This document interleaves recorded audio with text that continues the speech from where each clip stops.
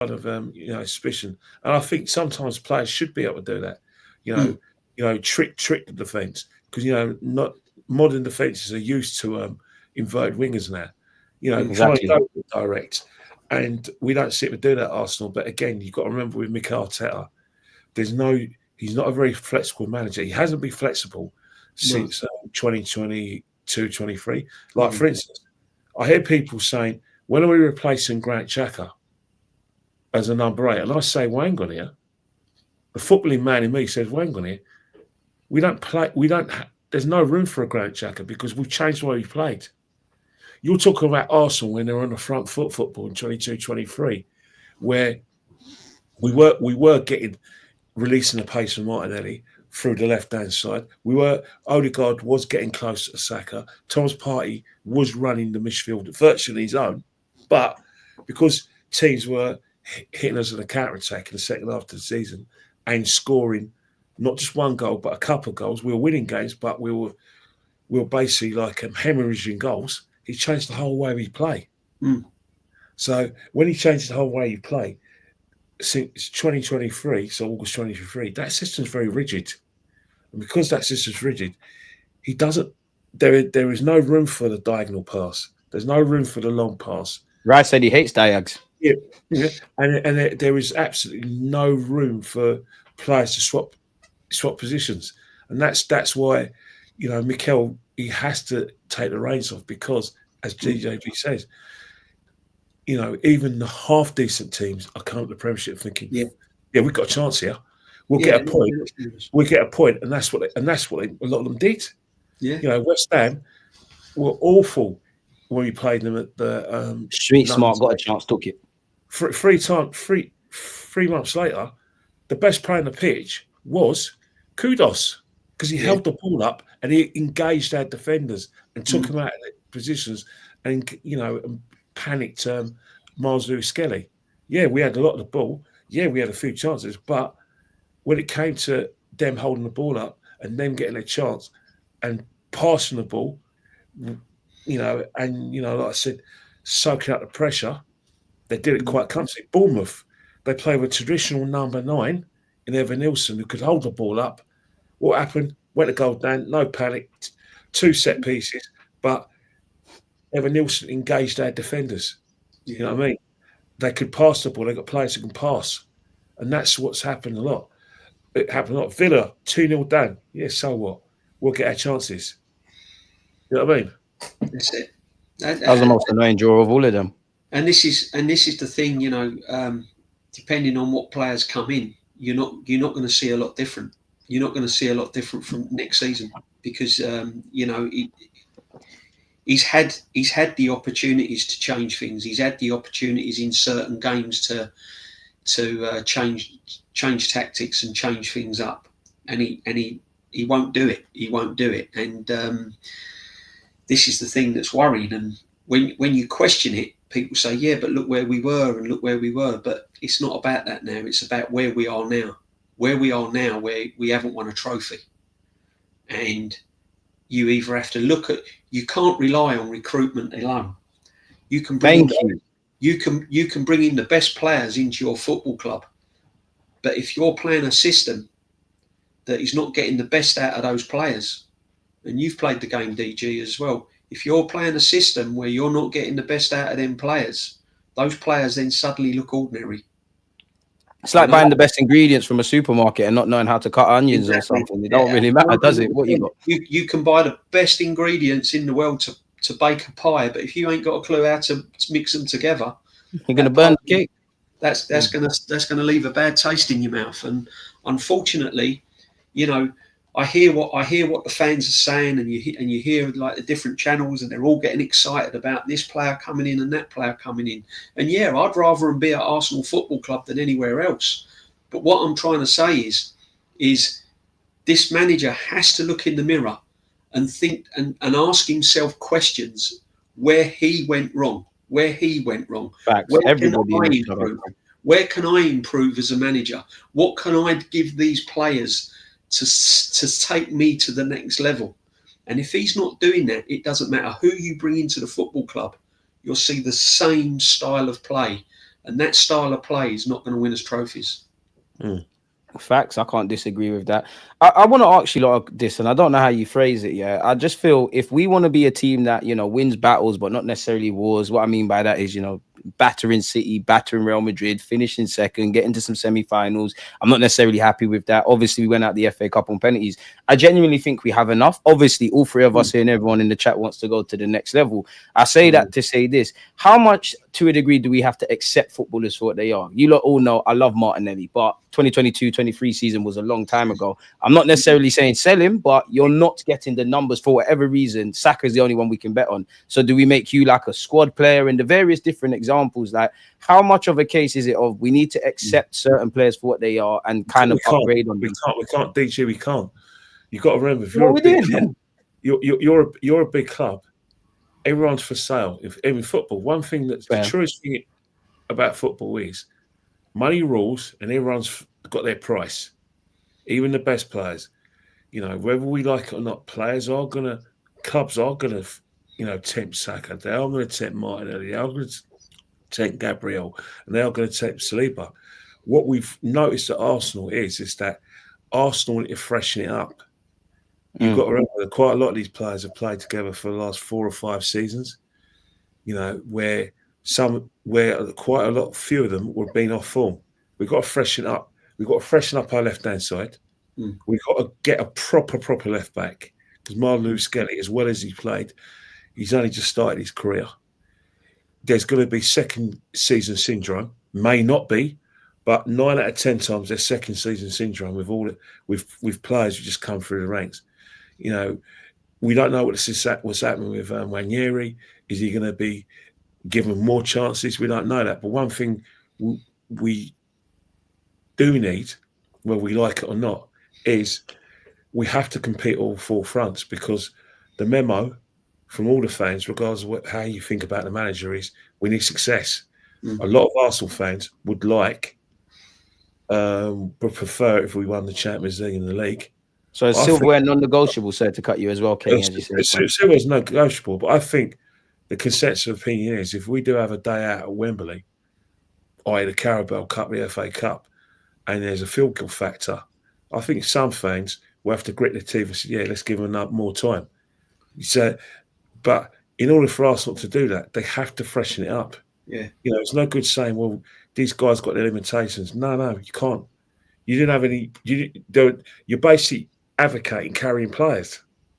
Already, no, I'm not advocating carrying players. I just feel it comes across like that, because if you say, for me, it's like how much we're going to start saying Martinelli's going to be back. Let's just upgrade him. But what we're saying is that that Martinelli has reached his cycle as a left winger. Let's get someone better than him.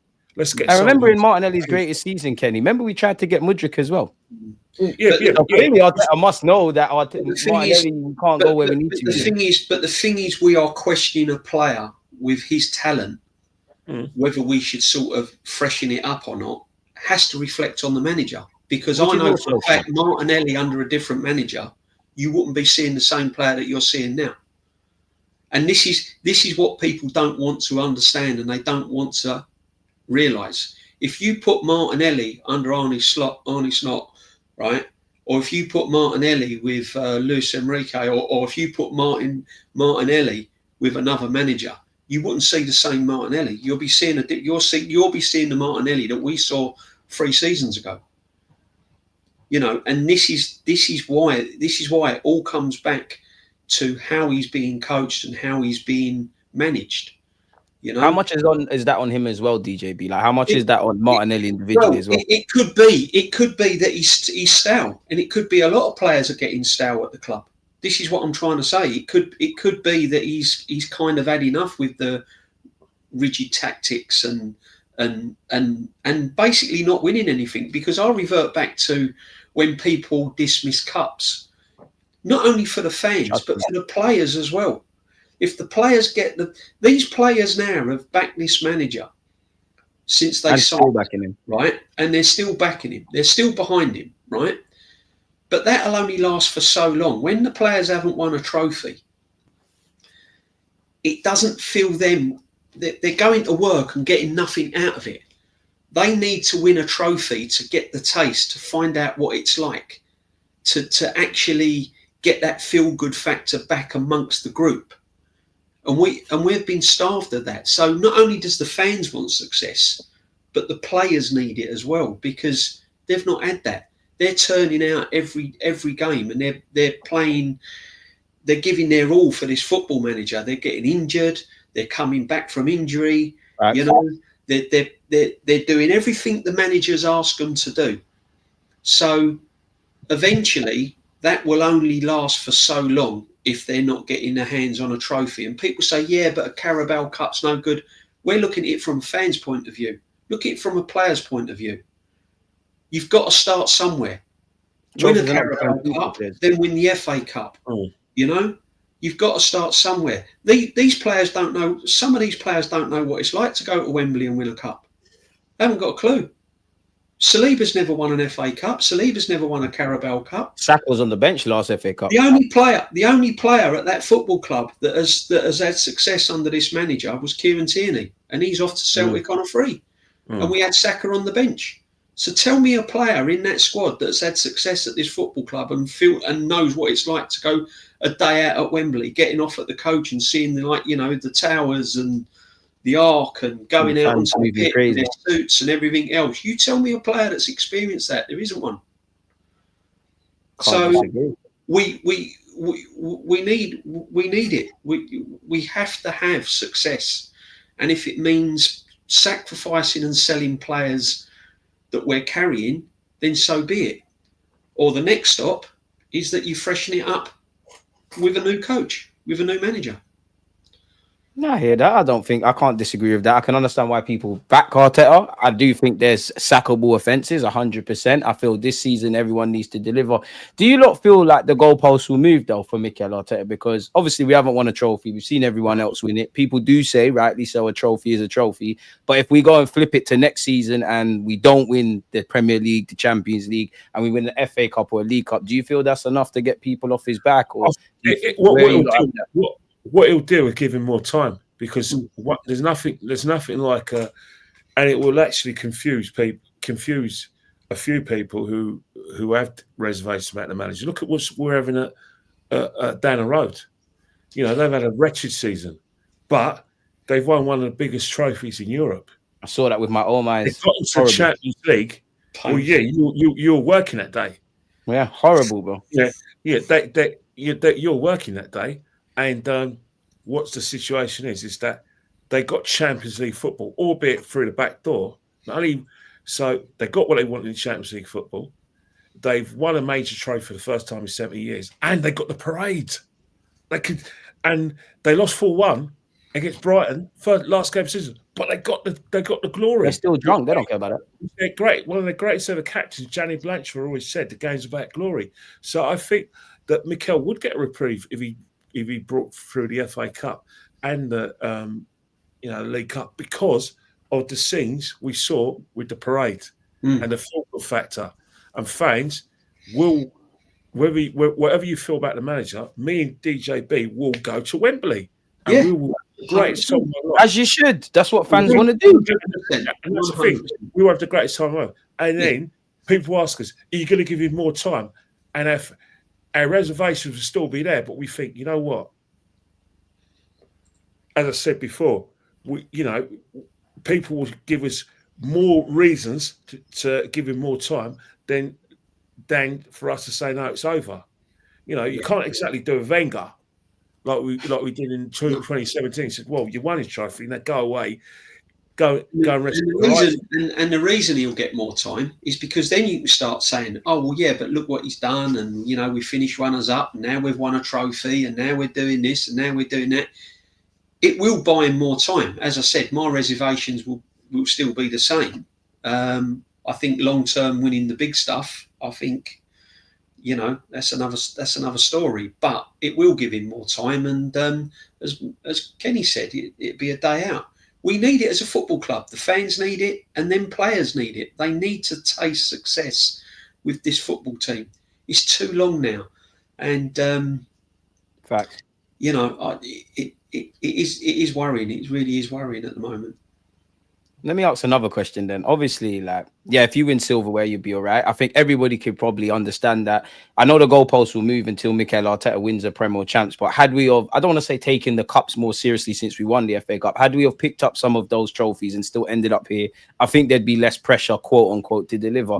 What if we have another season like this year? Obviously, forget all the injuries and stuff. If we just focus on, we finished second, there's 2 semi-finals, we've gone out of the FA Cup on penalties. Assuming that happened, God forbid, a year, next season, do you think Arteta gets sacked, or do you think it's more of the same when he stays? I think he has to.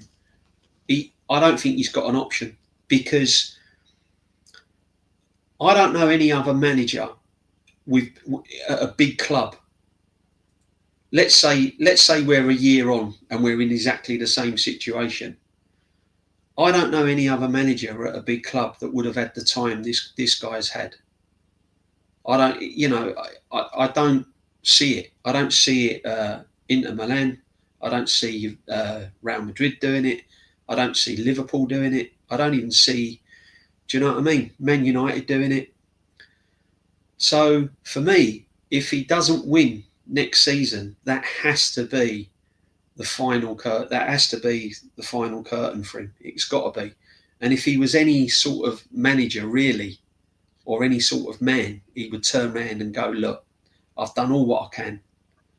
It's been a blast. I've tried everything. We've had some great times at Arsenal. I've got them back competing. But unfortunately, it's time for me to go. I've not been able to deliver what the club needs. And that's what he should be doing. But unfortunately, this man will never, ever do that. So then you're looking at the owners. I mean, I'm saying don't leave it till this time next year if we're not winning anything. I'm talking about if we're 6-9 points off the top of the league come Christmas. Look at his situation. I mean, he's going to have to, isn't it? There's going to be a nine lot of pressure. If you're 9 points behind a team like Liverpool come Christmas Day, you're pretty much writing off You're pretty much writing off the Premiership then. You know, and you got to remember, again, there's certain fans that ain't going to like it, but this manager has been backed. He's had pretty much the whole say of the football club, of who comes in, signings, the money, everything he's wanted, he's had. Huge salary. Yeah, huge salary. All the money he's wanted for signings. What signings he wants, what players he wants to keep, what players he wants to send out on loan. He's had no real challenges whatsoever. So there's no excuses now. If he hasn't won anything next season, then we have to be looking. But as I said, I'd be looking to see what the situation is come Christmas. Do you lot feel much, before I ask you a lot about this question on the screen, yeah, obviously I don't think you can just blame the Cronkies. I can't really say they're not ambitious, but I don't necessarily think they're ambitious. And I'm not saying this as a reason to keep Arteta. But one, I do feel I do think Arteta could have won stuff regardless of who the owners are. But I don't know if much changes if Arteta goes. Whoever comes in, I feel like they'll be crippled. Do you feel like the Cronkies have taken their foot off the gas and been a lot less proactive since we got in the champs? No, I haven't. I've got to refute what RM says, and I second what DJB says. Wait, let me read it out first, Kenny. Then, man, wanted Mudrik, but given. Go on. You're not gone. Spence came out with something really a brilliant quote, a brilliant pork chops. Get ready. Question and a brilliant point. Which one? The one about context. You know, we're all looking at the hypotheticals. We're all looking at the probables for next year. Well, I do think that I've heard one person ask me a question. They said, if Arsenal finish 94 points and they finish a point behind the leaders, be it Liverpool, Man City, would you? That they are probably going to say, well, he got close again with his full team, and they may ask for more chances. Let's not forget, there were people in the football club who were, like I said, absolutely aghast at the thought of Liverpool winning the league, forgetting that Liverpool got world-class players, probably more than us. We haven't got any world-class players. Liverpool have got world-class. We got world-class players, Kenny, man. We got two. We got three. Can you name me one? Saka, Saliba, Declan Rice. Come on, Kenny, man. Not yet world-class. How are they not world? How is them three not world-class? They're not yet world-class because of the reasons that they haven't won it. To be world-class, you're in a small group. World-class players win trophies, big trophies. But it's a team sport, man. Salah, and Alexander-Arnold have won the Champions League and 2 league titles. So is Joe Gomez better than Saliba because he's won the champs? No. Come on, Kenny, man. That's not back to Gomez. You call them both for football. I hear what you're saying. You're not wrong, but come on. No. Come on, Kenny. Alexander-Arnold is wanted by Real Madrid because they see him as a world-class operator. There's evidence that he can be considered to be a world-class right-back. From an attacking point of view, defensively very poor. Van Dijk is seen by many as a world-class centre-back. Salah is world-class. So then where would you stand with Harry Kane? Because then by that metric, he's only world-class this year, Kenny, which Harvey put right. Harry Kane, you some people might say Harry Kane because he does a very unique job very well and he's managed to translate that to international football, may put him in that category. But this is my category. And I say that Saka is not yet world-class. So was Harry Kane world-class to you prior to this year? That you put him in the category of going to be's. Oh, but, come on. I hear you, Kenny, but come on, man. How is Rice and Saka and Saliba not world-class? Salah are world-class. I'll give you some but they're all top 5 in their position. You know what I do, DG? I'll give you something to think about, right? Because my categorisation of world-class, I think this term world-class gets used very, very easily. 100%. Right. All I'll say to that is, go and watch clips of Andre Pirlo. Go and watch clips of Paolo Maldini. Go and watch clips of Zidane. Go and watch your Maradona. Go and watch your Johan Cruyff. And then ask yourself, is Saka or Saliba and men like this and Rice in that category? Go and watch Prime Ronaldo. Go and watch Prime Ronaldo. I hear you when you go down that angle. When you go down that angle, ask yourself, would you put our players in with that category? And that I've just named 7. I can even name more than that. I hear that, but in the modern day, are these not some of the best no such thing as modern day. We use world class loosely, and I do on the back end of what Kenny says. To be world class, you have to be with the big boys, getting big trophies on a consistent basis. And if you can't do that, then unfortunately, you're always just going to be hovering around that world class. But we hear it all the time. I'm hearing Jude Bellingham's world class. To me, Jude Bellingham's a very, very good midfield player, but he's overrated. He's not world class. Declan Rice is a fantastic midfield player, but when I look at people like Zidane and Pirlo and people like that, well, come on, he's not blessed technically as them, man. It's there you go then. So how can you put him in the world class bracket? So until I agree with what you lot are saying. I'm just but it's not about modern. Football hasn't changed over the years, whether it's modern day or the olden days. The principle of the game is still the same. The ball is on the grass. You score in one, and you keep it out the other end. What you do in between is still pretty much the same. So say there was no trophies in football. If there was no trophies in football, if trophies never existed, then and we're just talking about people playing. The guys I said are really not well class. Are you a Labour politician who basically says that don't give the winners any give I'm just asking because I agree with what you're saying, but do you agree football is football, man? But since throw them a ball and play. Since your Zidanes, listen, since your Zidanes and your Pirlos and men like this, there hasn't been anyone that has gone. I have gone. Whoa, has he done that? Has he done? Oh my God, where's that coming from? No. World class these days is thrown out far too. It's thrown in this day and age. It's thrown around very, very loosely. But if you were to look at the modern day top 5 positions, Saka's one of the top 5, Saliba's one of the top 5, Rice is one of the top 5. Kenny said you have to win stuff. It's shameless. Did Rice not help West Ham win their first European competition of my lifetime? Yeah. And Rice, but there you go. If I be shameless. But if you know, all I know is this manager ain't world class, because why ain't teams like why ain't Milan coming in for him like they're coming in for Fabregas? When you talk about world class players, did you hear me say Jordan Henderson's world class? You never heard me say that, did you? or not? No, but you're talking about trophies. So by that logic, Henderson is held in higher regards than Steve Gerrard. I'm talking You can't have your cake and eat it, Kenny, man. No, but at the end of the day, you cannot say. Are you trying to tell me that Salah is not world class? I didn't tell you Salah's not world class. You trying to tell me?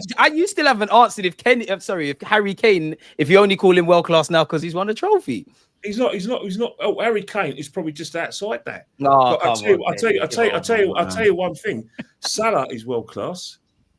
100%. Take it away from him. People might not like his. I'll tell you one. I'll give you another footballing 100%. fact. I'm going to give you another footballing fact. And I said, I hope it balls your piss in the chat. Right? And I hope it balls your piss in the chat. You're getting Kenny started, man. Yaya Toure is levels above Kevin De Bruyne. Now go away. Think about it, man. I agree. And let's have it. I don't think that's a match out. I would still take Kevin De Bruyne at Arsenal on a year's free, though. We could have had Yaya Toure, mate. I would have Kevin De Bruyne on a year's free if he's a free agent. Definitely. Come on, chat. Do your worst. I'm ready for you. You got chat. You got him started, man. Gabriel is world class. Here we go. Hey. It's all coming out now. Gabriel. Go and watch the players I've just mentioned. Go and watch them, and then ask yourself, Go and watch Dennis Bergkamp, and then say who's world class. Yeah, but all I'm saying is that back to the point that that you raised earlier. There's a misconception. I was talking to Christian yesterday on Dan's show. Very good show. It was a good show until he came on. Don't worry, he knows I'll wind him up. He knows he's going to give me stick anyway for saying that. I love the girl. I love Dan. Apparently, the gal's a madman, but I love him. Man. Yeah, but one thing I would say is that all these people are making out have these misconceptions about the Cronkies and the support they're giving Arteta. Well, I beg to differ. Arteta's had every player that he's wanted. I'm going to find a comment that might be wrong, Kenny. Let me hear me out, and if you don't agree with me, then obviously challenge me. He got Declan Rice. We broke our transfer record on Declan Rice. Over 100 million shots for Declan Rice, a player that he was coveting all the way back to that Boxing Day match when he played for West Ham, where Declan Rice was talking about how well drilled we were. Is that the one Ødegaard swapped shirts with him? Yeah. Went all mad. He got he got Havertz, which is basically like an acquired taste, but he got the player he wanted. The reason why he didn't get Mudryk is because Chelsea offered him more salary than he wanted. The reason why he didn't get Caicedo is because Brighton wouldn't sell. But then he didn't get everything he wanted, Kenny. No, but that's not to do with Arsenal or the Cronkies. It's just that it was salary, and Brighton wouldn't sell, and there was a little inkling that Caicedo wanted to come to, like I said, wanted to go to Chelsea, but the money was provided, and there was money available for him to get all his targets. He's definitely spunked them, yes. He wanted Zinchenko because he wanted Jesus. Yeah, give me any evidence of a player that Mikel Arteta wanted and he didn't have, because I haven't seen any evidence of anything. He also wanted Fabio Vieira when we could have signed Vitinha. He's got everything he's wanted from the board. Make sense. Sacked the board off, and all the Cronkies are saying he's never got what he wanted when everything he's wanted he's got.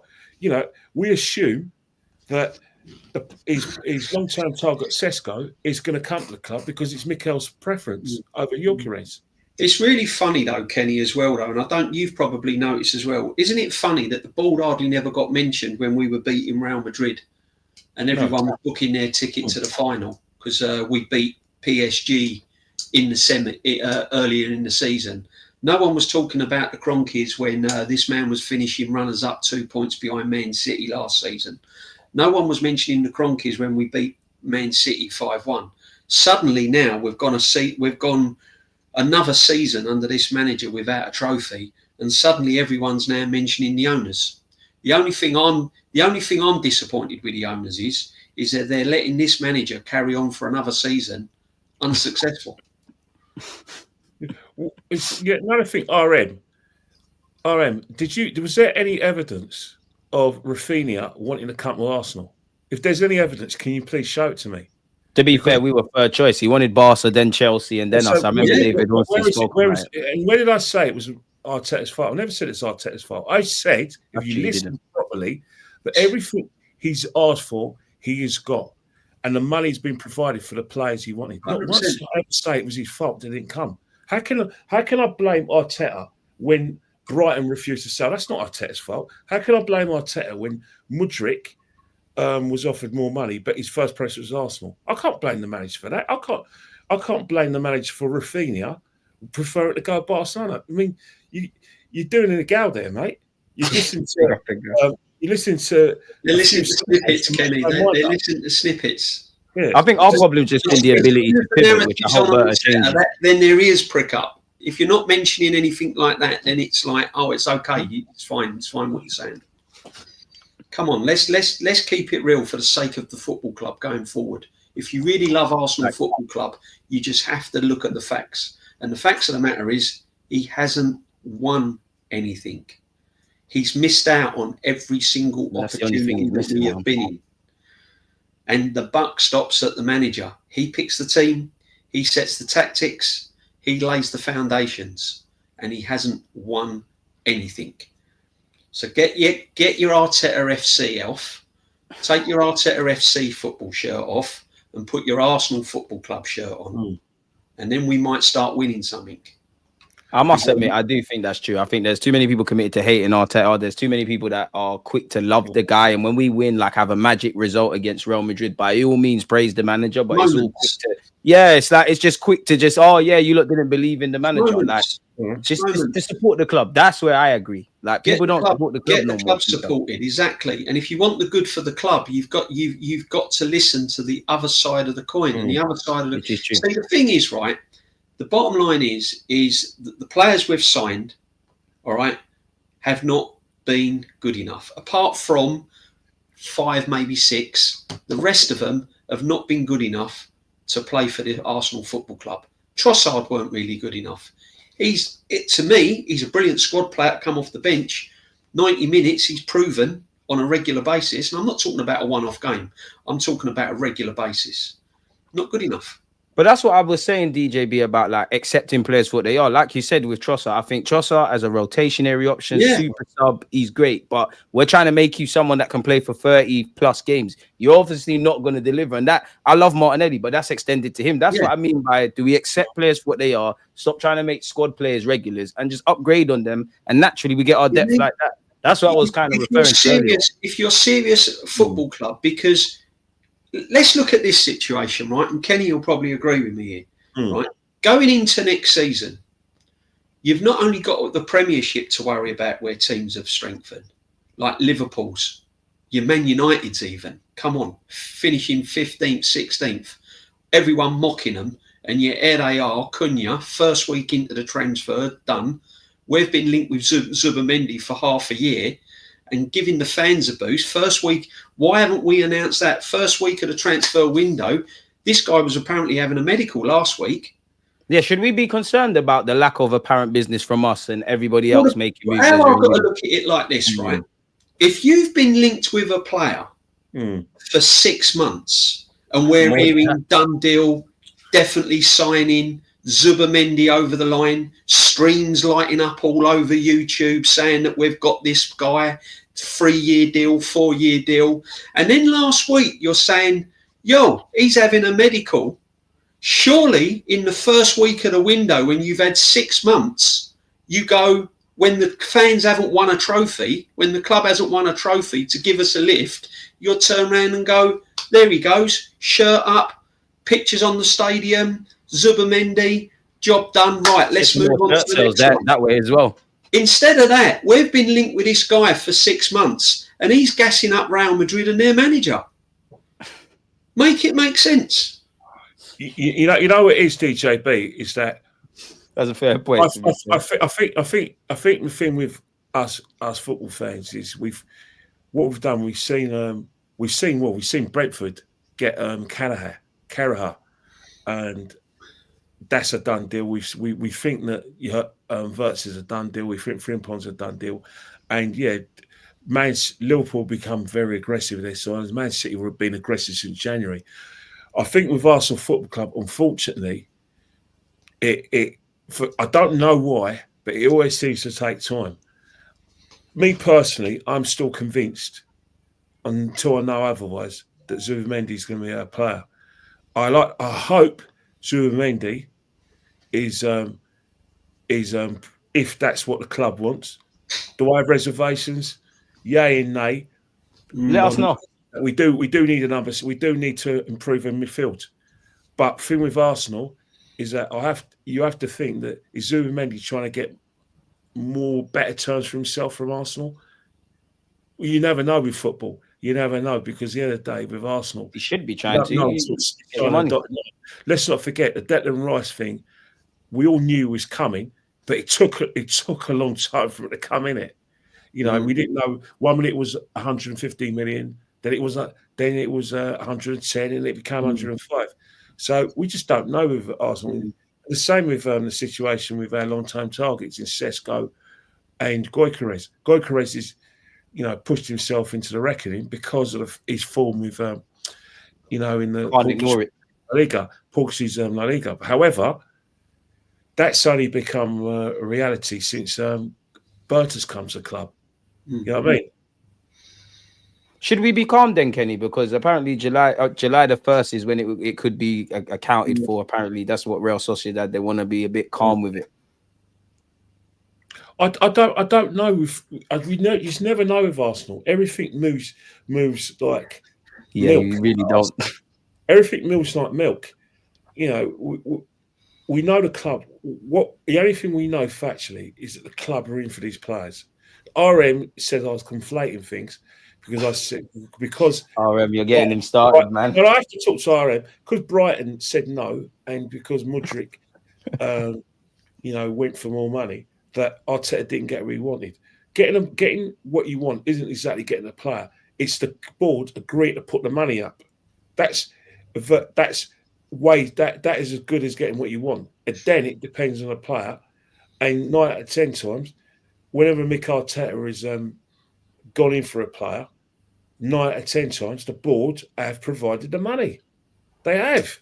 You can't deny RM that the money was provided for Casado. Brighton kept on saying we need him for another season. You know the facts. You've got a TV. You've got a radio. You saw it. It's not me making it up. The same with Mudryk. I didn't make this up. The money was there. Could you be devil's advocate, Kenny, and say, then what's the case for January? Because he did ask for forward. Yeah, but it's not as if I woke up one day and just thought, let me make something up so I can come on DG's show with my mate GJB. I deal with facts. Never. I deal with facts. Yeah. I don't try and interpret facts. I'm interested in facts. I don't care about. Let's spin it another way then on RM then, because I just read his comments there. Do you honestly think the owners employ people on £15 million a year and a sporting director with all their experience? Do you honestly think it's the owners who go out and buy these players? It's not. The owners work off of the people they employ. Who do you want at the club? Yeah, I'll leave it up to you. That's what I employ you for. That's why I'm giving you 50. That's why you're the manager. That is how the Conkeys operate. Don't ask me. I'm giving you the money. I'll give you the money. But you're asking me about players is like asking me how to build a house. Do you know what I mean? What I'm trying to say is these people, the manager, does have say who comes into the football club. More so, Mikel Arteta. Why do you think Edu's not hung around? Do you know what I mean? It's like he couldn't get Berta, bro. This guy, and this is what worries me with Berta. See, I'm starting to worry a little bit about Berta because I thought he was going to come in to put a stop to all this mess that Arsenal's done previously. I thought all this hanging around, not getting players over the line, negotiating, then it falls through. I thought this Berta was coming in to actually put a stop to all that nonsense and go, right, this is what we're doing. Yeah, this is who we're signing. Zubimendi, you've been linked with for 6 months. You've been linked with this player before I came to the football club. Get it done. Get it done. Get it announced. Let's move on to the next one. But no, we're still back to square one, which asks the question, is Arteta still pulling the reins? Is he still pulling the reins? Is he still the main man that they don't want to upset in these signings? Is he still the one saying, I want this and I want that and I want this and I want that? Because if that's happening, then you're getting confrontation. You're getting a, you know what I mean? You're not moving. You're not deciding on anything. So yeah, I understand where we're saying about the Cronkies, but it ain't the owners that buy the players. They employ the people to do that for them. Can't disagree with that. Then how do you look at Berta though? Because then to a degree, I agree with what you said, DJB. I wanted him to come in and change things. When I look at it from a working point of view, I don't know how much one man can change things or one man can change things in a matter of months. But then I look at it, as good as your reputation is, and I hope you deliver. And as much as I might want to see signings right now, the window's not closed. How much sympathy can you give Berta if it goes left? Because you took the job, so you must have known to a degree how the Cronkies work and the whole structure. In the same ways with Arteta, when he first got the role, okay, maybe he didn't know the Cronkies wouldn't back him, quote unquote, like the chat saying. But then you've clearly been here long enough, signed a new deal, so you clearly believe, regardless of the context, is you can achieve whatever you set out to. So, like, yeah, where would you be with that, D? Oh, it's difficult one. Look, I mean, I just read in the chat. I mean, what really annoys me, right, is chat, man. You lot stop. Yeah, no. Listen, everyone's entitled to their opinion. It's not a problem, right? But what gets me is I understand where people are coming from about the Cronkies, and it's really easy to blame the owners. Listen, I'm no fan of the Cronkies. I think that there's a lot of things that they can do, you know, and move the club on. I don't think they've been active enough in certain areas. But what you cannot deny is since this man's been in charge of the football club, he's had more money than any other football manager at the football club. He had more money than Wenger and everyone. Do you know what I mean? And what I'm trying to say is the signings that have been made under Edu and Arteta's reign have not been good enough long term for this football club. Now, you can blame the Cronkies now it's gone all wrong. But where was you blaming the Cronkies when, you know, Jesus was being signed, Zinchenko was being signed, all these Fabio Vieiras, Pablo Maris? Do you know what I mean? Where was all the blame then? So you do have to look at it that money's been wasted. Players have been the wrong players have been signed at the football club. The money's been there. We've had the money. But where I lie on Berta, I wanted Berta to come in and really make a stand. And his job is not just for signing players. He's got contracts to sort out as well, you know? We've still got players on like crazy numbers in the wages as well. I mean, you got Kai Havertz on 280 grand a week. You got Jesus injured till January, 250k plus a week. Do you know what I mean? So these are the other things that the sporting director's got to look at, not just the signings. He's got to look at the whole thing. He's got to look at what players have got to go out the door, because we do need to release. Got a lot to do. We do need to release players to bring players in. So yeah, look, listen. For me, I want Berta to come in and really, really make a stand and put his mark on it, because you know. He probably needs help, Arteta. You got to remember, he needs help. When we brought this manager in, he had no managerial experience. He needs to be able to just focus on football. Obviously, he has to have a hand in recruitment. You've said it. This is what I want. I want him to focus with the matter what he wants. We're trying to make him do the Wenger stuff. Just be a manager and let Berta deal with all the signings and let Berta deal with all of that side of the things. Get Arteta doing matters on the pitch, you know. So yeah, as I said, I'm not there yet where I'm sort of leaning towards the Cronkies, because I can only go by what I've seen, and the Cronkies have put up the money. The Cronkies have given him contracts, huge contracts. And if you're going to moan about the Cronkies not being giving up the money, then why is this man that's won nothing on £15 million a year? Fair play, because you're getting them Champions He's League. paying your manager £15 million a year. So who's won nothing. So there you go. Are we panicking though? Because it is only the 4th of June, though, man. Like it's a long way to go tomorrow. I mean, there's a little bit of panic, but me and Kenny know how Arsenal operate. We know their past history. Yeah, and last summer, if anyone. We've seen it before. We've seen June go into July. I've had all this before. Oh, don't panic. It's only the second week of the window. Then suddenly it's the 2nd of July. Then it's the end of July. Then it's the beginning of August. And then it's like, yo, hang on, we kick off in 2 weeks' time and we still ain't made a signing. The biggest problem biggest problem with me is Sesko, we was linked with last season. And yet we're dragging our heels again this season. And yet we've been linked with him over a year. Zubimendi was a done deal and everything else. And we still haven't announced him. Yeah, but DJB, in terms of Sesko, the Sesko deal is a long-term target, and there were definitely discussions last year. But what's happening is the player, you know, after speaking to Mikel Arteta, we can only assume because what happened. We may assume that it's because of the, you know, assurances over starting berths in the team. We can only assume it could be. Maybe personal terms, although I do think they agreed.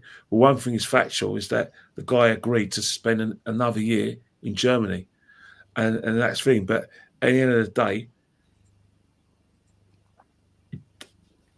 when people say, why didn't we get our striker? Well, it seems that the reason why we didn't get a striker is because the striker that Mikel identified and spoke to and probably agreed for personal terms hasn't come to the cover yet.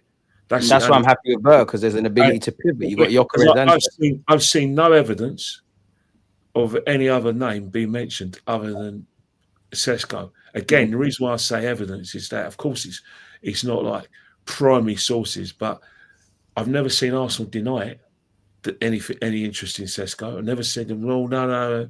I haven't heard Mikel deny it. No. And the fact that they've allowed Sky Sports. I'm not talking about the Athletic and Neustein or Fabrizio, who's just come out of nowhere.